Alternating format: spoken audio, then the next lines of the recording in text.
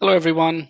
Welcome back to ClayDesk. My name is Syed, and today I'm going to talk about and give you 10 daily tasks of an AWS support engineer, and not only what the AWS support engineer do on a regular basis, but essentially why you should consider becoming an AWS support engineer, right?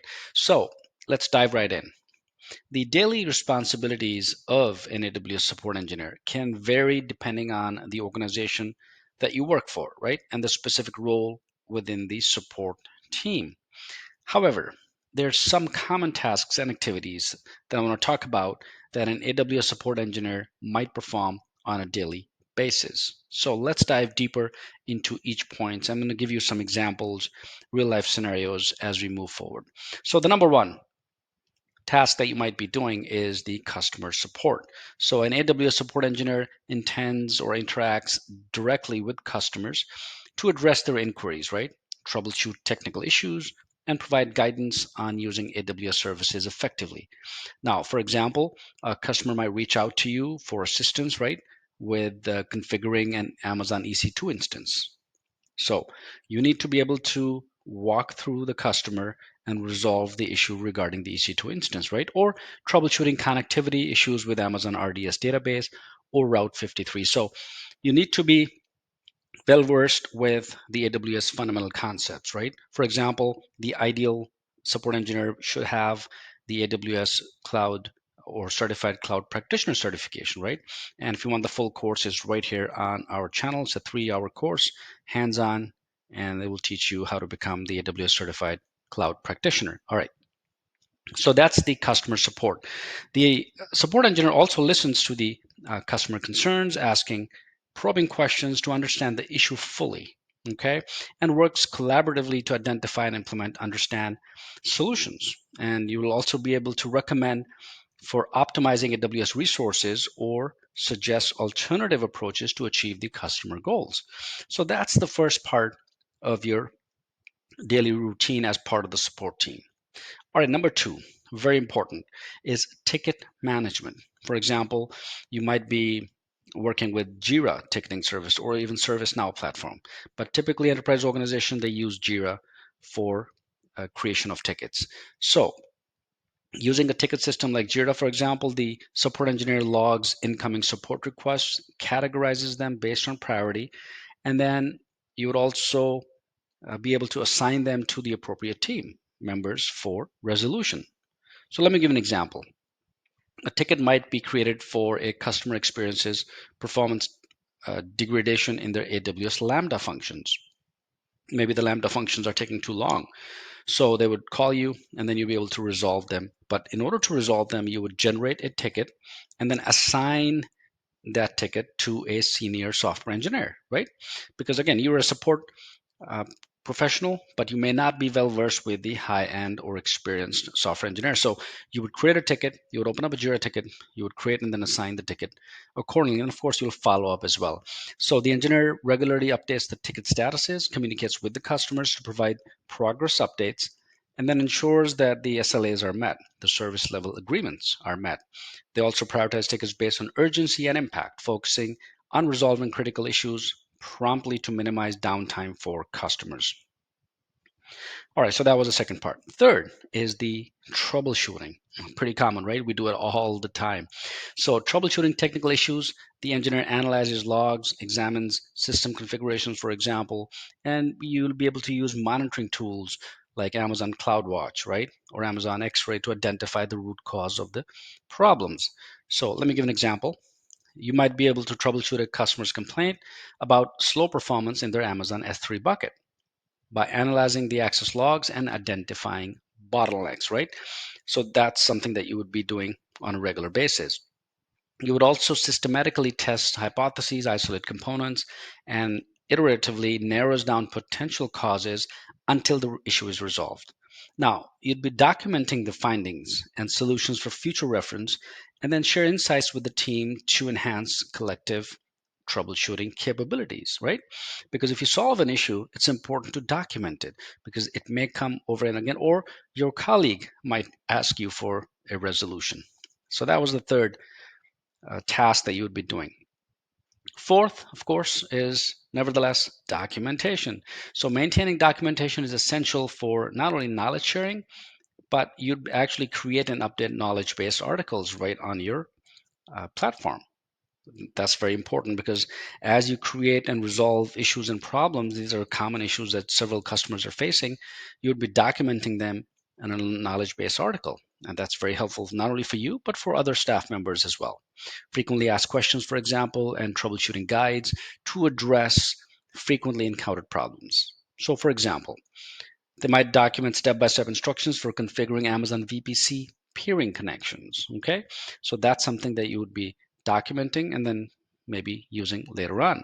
So clear and comprehensive documentation would certainly reduce the need for repetitive support requests, improves efficiency, improves the quality, and enhances the customer's experience. And that's really the key.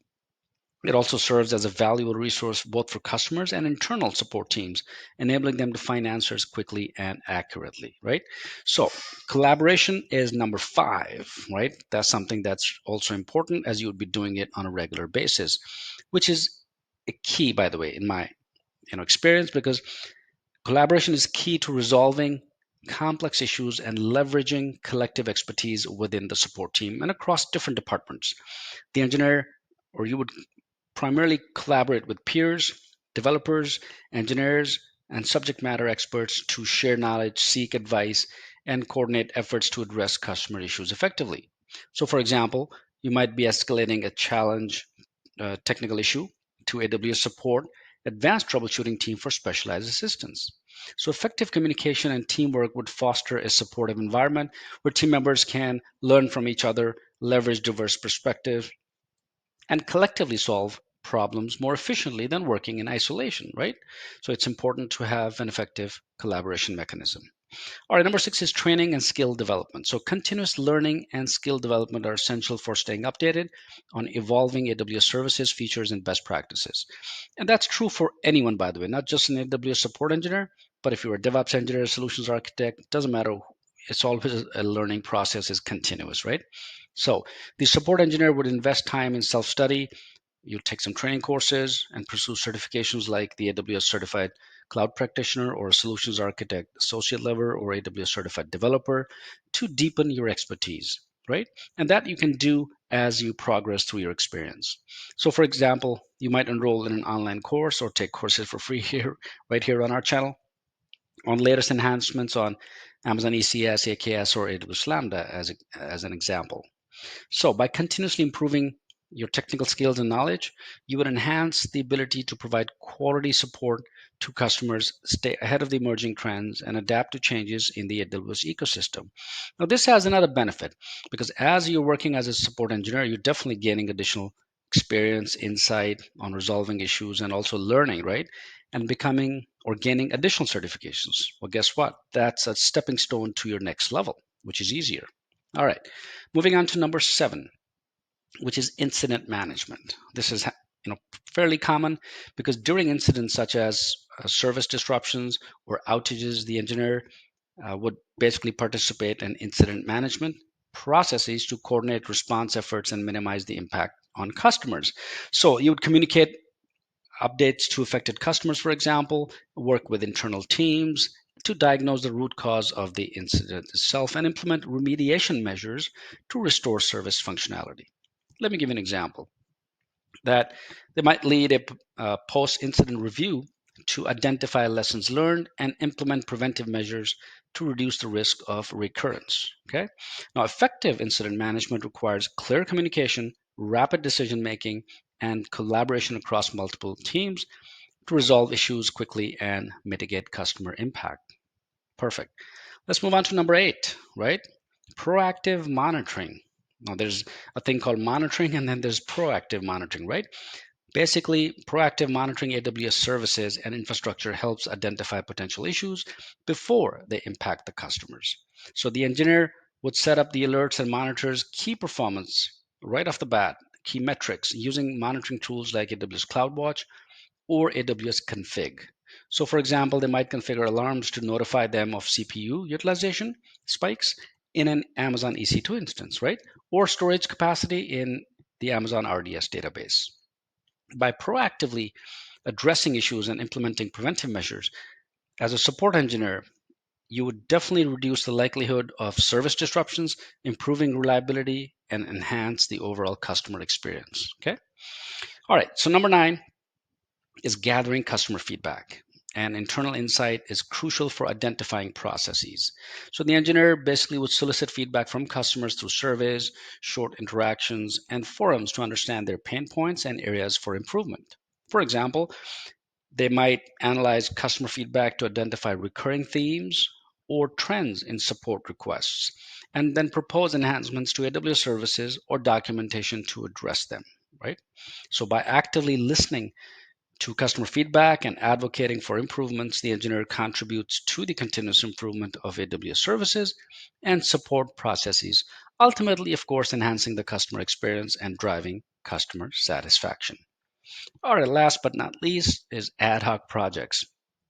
So, in addition to day to day support activities, like I mentioned earlier, the engineer might participate in ad hoc projects or initiatives aimed at improving support processes, enhancing customer experience. Maybe you'll be involved in automation or implementing new technologies and tools. This area is wonderful if you are eager and passionate about learning new tools and services and then growing your skill set. Okay. So, for example, you might collaborate with cross functional teams to develop automated solutions for common tasks or lead a knowledge sharing initiative to train new support engineers. And these ad hoc projects, by the way, are great because they provide opportunities for professional growth, for collaboration and innovation, allowing you to contribute your expertise to strategic initiatives that benefit both customers and the organization itself. So, overall, the AWS support engineer plays a crucial role, by the way, in providing technical assistance, resolving issues, and ensuring a smooth operations of AWS services for customers. So you need strong problem solving skills, technical expertise in AWS services, effective communication skills, and customer centric mindset to excel in this role. So there you have it. I've explained what the AWS support engineer does on a regular basis with examples. So now you fully understand. So if you're thinking of becoming an AWS support engineer, then that's something that you would be doing on a regular basis. And of course, it also sets the stone for future growth and future career. Hope this helps. Comment down below. Let me know if your thoughts and questions where you are in your learning journey or career journey. My name is Syed, and thank you for watching. I'll see you next time.